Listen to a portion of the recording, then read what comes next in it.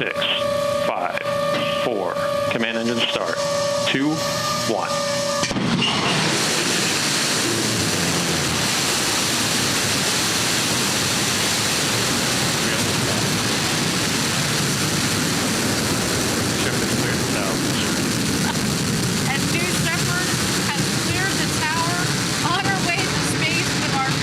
Human crew. Go, Jeff. Go, Mark. Go, Wally. Go, Oliver. You are going to space.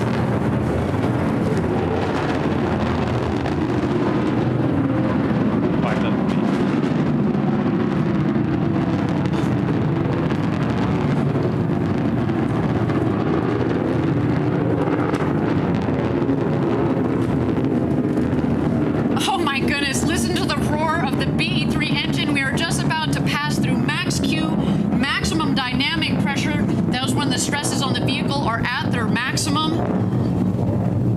Max Q. Max Q is confirmed. Beautiful burn on that BE-3 engine. Liquid hydrogen. Mach 1. And liquid oxygen as the propellant. It's a nice, not just clean in terms of beautifully performing, but what comes out of it, it's steam, right? Whew. To see the glow of the engine underneath the rocket, just under our shoulders, and to know that we've got a crew that is going to space, it just feels different, doesn't it, Gary? It is totally different. We are watching history. The first unpiloted suborbital flight with an all-civilian crew. In the middle. 2 minutes in the air now. There. Tom, at what point do we see that capsule start to separate from the rocket booster? I think that'll occur, I think, at about the 6-minute mark, Craig, but I don't have the exact timeline. I think we should just make the point to the viewer who's watching, and that the female voice you hear is the voice of Blue Origin's Mission Control. This is not NASA. This is not a government entity that is providing us that kind of data straight from NASA. This is, of course, a private company providing us their narration, and so we're very mindful of that. But you're going to get spectacular views here, and you're going to get the engineering expertise, of course, as well, from Blue Origin's own Mission Control. Unreal. Awaiting separation here. Ron Guerin is also with me, of course. Ron, former NASA astronaut, F-16 fighter pilot. Ron, what's happening right now inside that cabin? What are those astronauts feeling? What are they seeing? And here we are. You can start well, they had the engine cut off, and so they went from feeling like they were being pushed back in their chair with an elephant sitting on their chest to being weightless. And so I think they're probably getting ready to unstrap. The whole way up, they saw that view out the window, and they're probably marveling right now at the indescribable beauty of our planet and the thinness of the atmosphere and the curvature of the Earth. And I hope they're having a wonderful time. Ron, there are so few people who have seen that view that you and other astronauts have enjoyed. Can you describe it at all for us? Yeah, I think what I experienced in space the first time I looked out the window was an indescribable feeling of gratitude. Gratitude for the opportunity to see the planet from that vantage point, and gratitude for the planet that we've been given. And I think in a way that I won't be able to fully explain, being physically detached from the Earth made me feel deeply interconnected and deeply interdependent with everyone on it. I think I saw the true unity of our planet, the true unity of our species, and all those things we fight over and quarrel over, all those things we think are so important, kind of blurred into insignificance in the face of that indescribable beauty. Any moment now, we're told that that capsule is going to separate from the rocket booster. And Mr. Costello, at what point will these civilian astronauts begin to experience that weightlessness? Yeah, they'll get it pretty darn quickly, and I'm trying to listen in to Mission Control as well, because she's our best source on exactly what's happening up there. As we mentioned earlier, we have been waiting for more details from Blue Origin. Some of that they hold close to the vest. So the best description of what's happening. 1 minute warning. 1 minute warning. Yeah, I think that's. Let's try to listen into Blue Origin I think we're Mission hearing them Control right for now. just a bit. Let's try to listen in. So good. Get that one? Got it. Let's see if I can see the boost. Yeah, Little bit. I cannot. Oh, wow. You got to take a moment to do that. Okay, get in. We got to get in.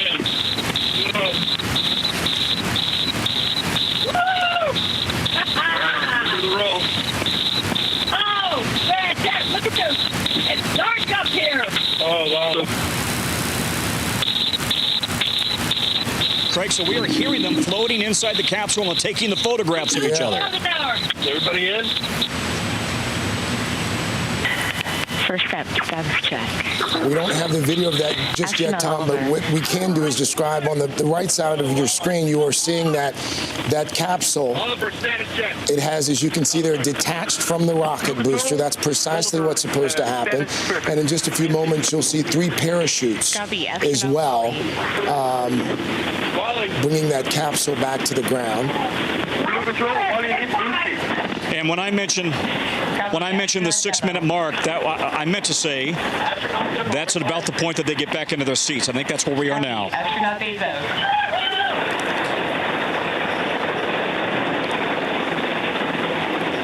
Now keep in mind, we're going to probably get shots of the rocket coming back down and the space capsule separately, parachuting down. That's what we're looking at on the right side of the screen. That rocket booster is descending. Copy. Yep. That's right. You're looking at the rocket booster. It'll come back down, land on a pad here, back down in West Texas, separately, followed by the space capsule, which will be under parachutes. Thank you again, so a phenomenal shot of the rocket booster coming back down. On New Shepard so far, phenomenal flight. Our booster. And what you just heard here was a sonic boom landing pad. There as the rocket comes back down to Earth. The sonic boom.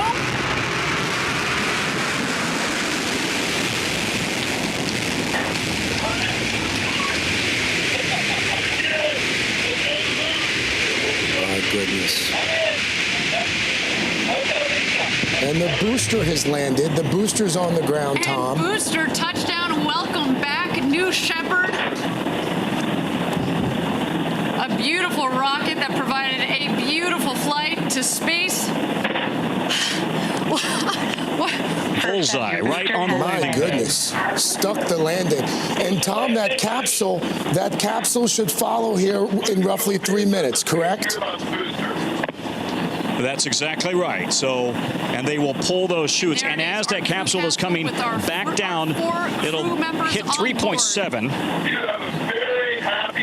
Mach 3.7 initially as it comes back down, and then the chutes will come out, and they will eventually slow to 16 miles per hour. And as it comes within about 20 feet of Earth, they will fire some retro rockets that will slow it even further as it has a very soft landing in the West Texas sand. And there is... And there are the parachutes. A lot of sand. There are the chutes. All 3 parachutes. Tom, do stand by for me once again. We are joined now by space royalty. So far, a nominal Mae Jemison is with me, former comes NASA astronaut, the first space. woman of color in space Drones deployed. in Here are the names 1992. out. Reefing Part of that coming first to full crew after the Challenger explosion in '86. May the 4 civilians who are inside that capsule that are about to touch down here on the 3rd rock from the sun, what are they thinking right now? What are they feeling right now? Back here in West Texas. Well, I can't tell you exactly, but if it was me, I would have this big smile on my face and probably wanting to do it all over again. I think what they've done is to see something that is an incredible view, and also to have an experience that, we don't often have in life. I was thinking about the excitement with this. It was because the rocket, you get to see all of the things that go on the flight for a short period of time, and the adrenaline that goes with it. I think they're just excited and wanting to tell the story when they get back. And what a story they will have, a lifetime of stories. Mae Jemison, do stand by as we watch Jeff Bezos, his younger brother Mark, touchdown, almost like Wally Funk, the oldest woman to ever go into space, and Oliver Daemen, I'm all sure of them their adrenaline is pumping now. about to touch down in the West Texas desert.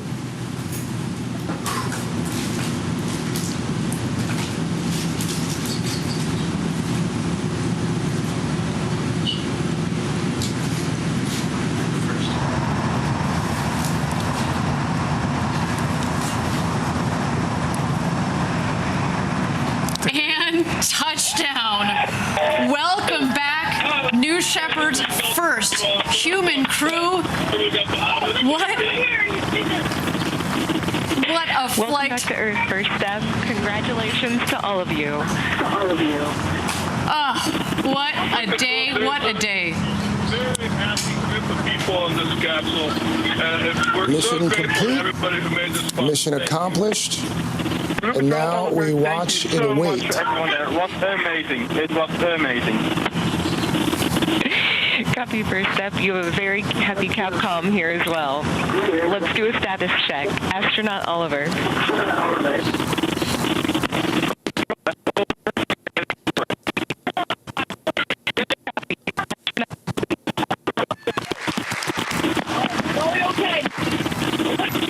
Copy. Astronaut demo.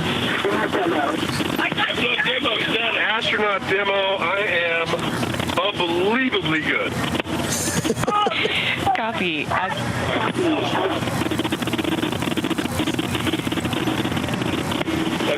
Blue Control, Bezos, best day ever. Copy, everyone. Go ahead and remain in your seats. Crew member 7 is on their way. Shortly, you will hear the capsule off-gassing.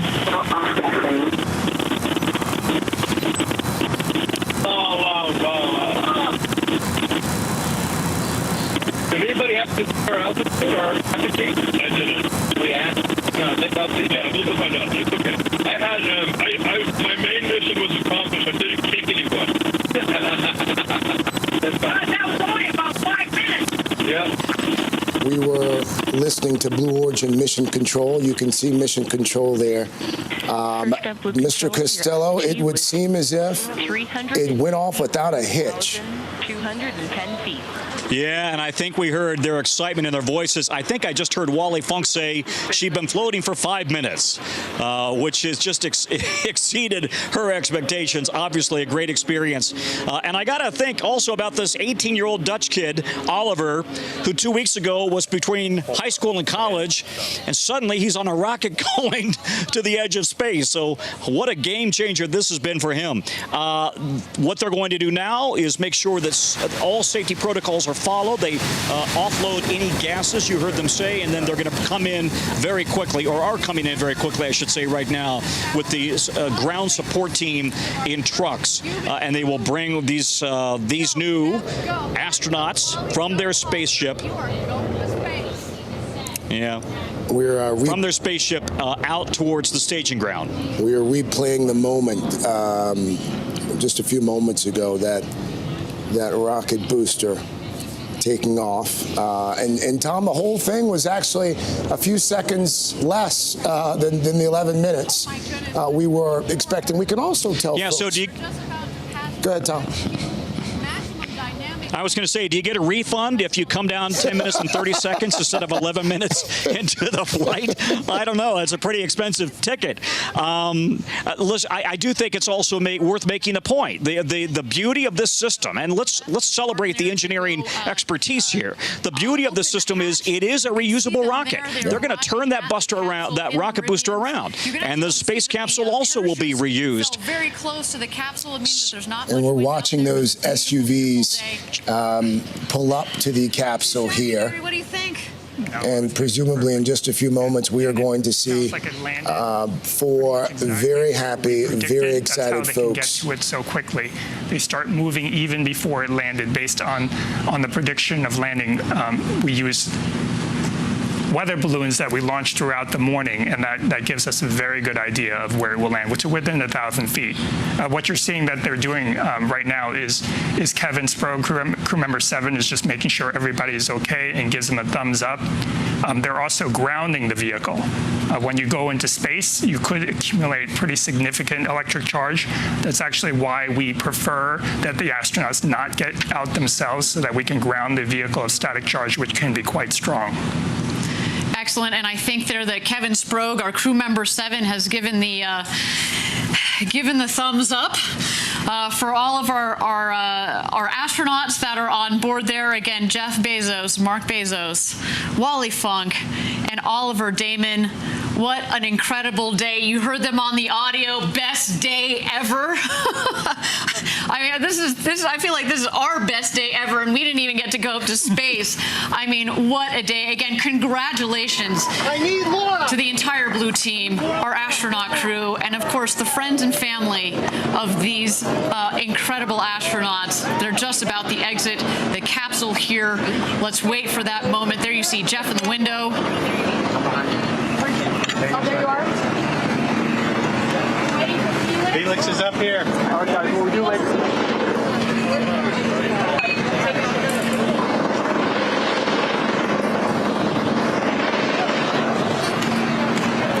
I got a big line in front of the hatch.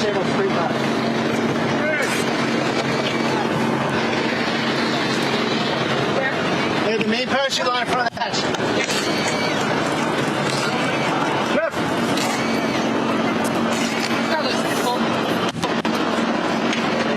Okay, take the side, take the side. Help on the bush. They're just moving one of the main parachute lines to make sure it doesn't snag the hatch when it opens. And there's Jeff. Thumbs up.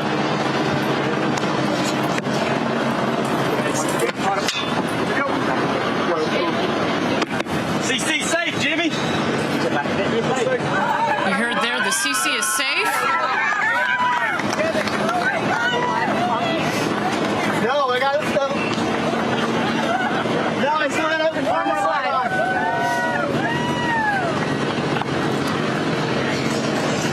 Confirm. Okay, you can go live.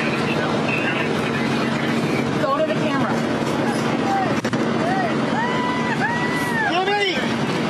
Jimmy! Gary, the architect of New Shepard, congratulations to you, man. Congratulations. Give me a to you, hug. This is just, what a day.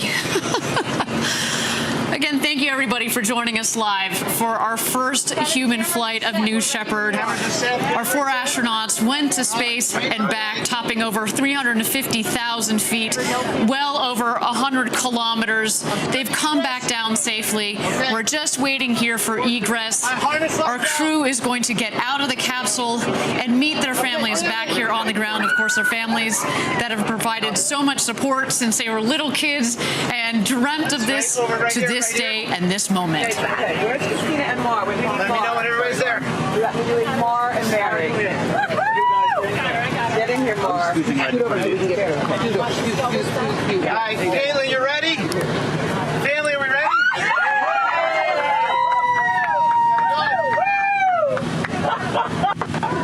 Oh my God.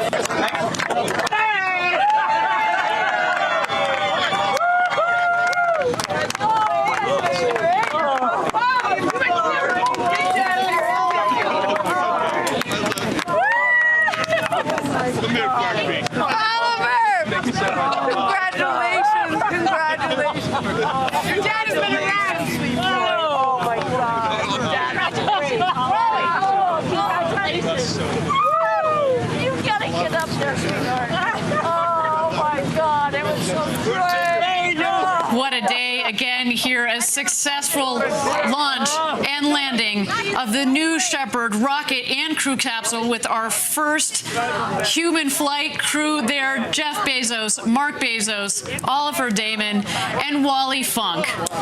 And they are back on the ground.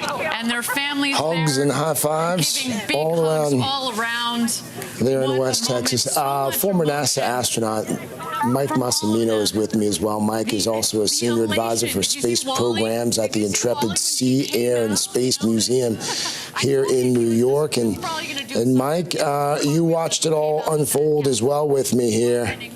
What do you make of it? Well, first off, thanks for having me. Really thrilled to be here with you, and amazing what we just saw. I think that this is a great accomplishment. We're for the team at Blue Origin able to pull this off. They had 15 successful flights before this, 3 successful flights of tests of their escape system, and now they got people on board, and Jeff Bezos takes the first ride. So I think it's pretty exciting. I think it opens up opportunities not only for people. I'm also a professor at Columbia. Some of my students have had an experiment fly already on the New Shepard spacecraft. So I think it's going to open up opportunities and more access to space, and very exciting what Blue Origin has planned for the future as well. Mr. Costello, we know that there is going to be a news conference of some sort here roughly an hour and a half from now, so reporters will get to ask some questions of the civilian astronauts. What do we know about what happens after this? They will have, well, first of all, they're going to have some family time, reunited with friends and family right here on the ground, do that privately, and then they have a series, after the news conference, they have a series of one-on-one interviews with the media. I'll just, a couple of points here. First of all, this isn't really as much about a billionaire going to space in the terms of Jeff Bezos any more than it was really about Richard Branson. It's about this new chapter in allowing anybody eventually to experience seeing the Earth from beyond that, that Kármán line between the atmosphere and space, and providing people really what they hope is kind of a rounding experience, a human experience, and gain a greater appreciation for where we are, for this planet that we are on, and it's only us, right? We're out here in the middle of nowhere in the universe. I would also make the point, it is a very comfortable 75 degrees on the ground here in West Texas, and it normally can get up to 110. The locals here are talking about the fact they cannot believe we're having such wonderful weather here. Yesterday it was only in the 80s. So fantastic weather and a beautiful day to land here in West Texas. Also, by the way, we had a security and a safety briefing here on the ground before this whole thing started. And the director of security for Blue Origin, a very serious guy, said, look out for the rattlesnakes, the scorpions, the tarantulas, and the tornadoes. So beyond that, have a great time. So, you can imagine that I think all the rattlesnakes were scared away when that thing landed in the sand. A few moments ago, it also appeared as if someone remembered to bring the champagne to the party there in the desert in West Texas. Mae Jemison is back with me as well. Mae, here we are in 2021. We've just seen 4 civilians head into space. The second time in 9 days we've seen something like this. Where are we going to be 10 years from now, Mae Jemison, if you had to guess?